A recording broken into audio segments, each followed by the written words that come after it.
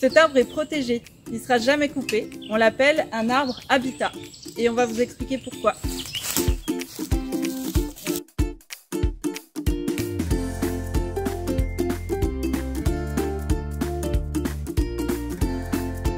Aujourd'hui, on fait un martelage et on va vous emmener avec nous pour vous montrer ce que c'est concrètement.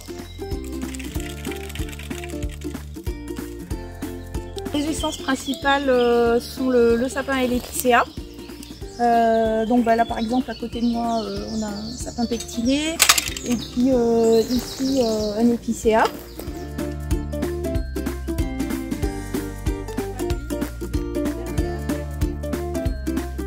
Cette forêt dispose d'un plan de gestion, on appelle ça aménagement forestier, sur 20 ans. Et ce plan de gestion prévoit un passage en coupe sur cette parcelle cette année. Donc c'est un travail qui se fait à la peinture et au marteau forestier. Et ça consiste donc à désigner les arbres qui seront récoltés au profit d'autres beaux arbres ou d'arbres qui sont plus adaptés par rapport au changement climatique. La coupe apportera aussi de la lumière au sol qui pourra permettre aux jeunes pousses de se développer. Par exemple, cet arbre, je l'ai désigné pour qu'il soit coupé.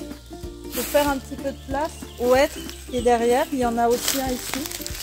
Et justement, comme je veux favoriser le hêtre sur la parcelle, parce qu'il est déjà assez rare, voilà, j'ai travaillé pour lui. Tous ces arbres sont pointés, ils sont notés avec un diamètre, une essence.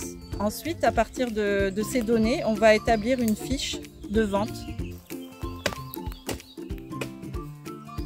Qu'on martèle aujourd'hui dans un objectif de production, mais en gardant toujours à l'esprit les enjeux paysagers de la forêt, biodiversité et sociaux, puisqu'il y a un sentier pas très loin. Ensuite, les arbres qui seront récoltés pourront servir en menuiserie, charpente peut-être, et surtout emballage.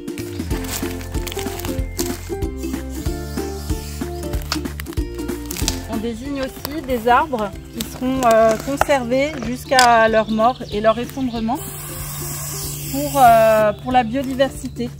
Donc ici, il s'est fait attaquer ensuite par les insectes, donc tu as plein de trous d'insectes, donc ça c'est des trous de sortie par exemple. Voilà, et puis là on voit que tu vois c'est un peu soulevé.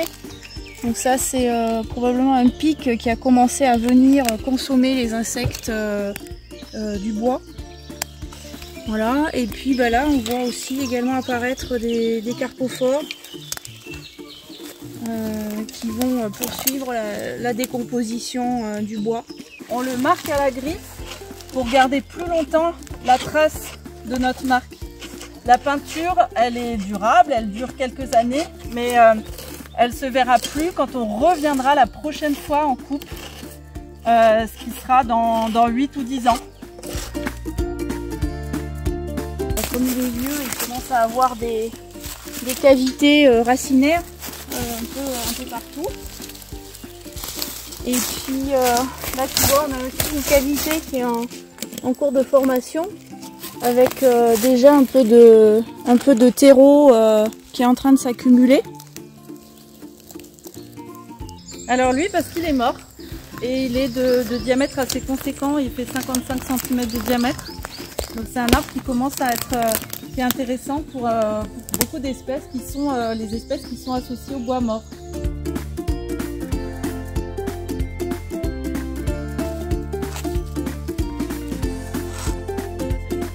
Là on est devant un arbre sec qui pourrait également avoir un intérêt.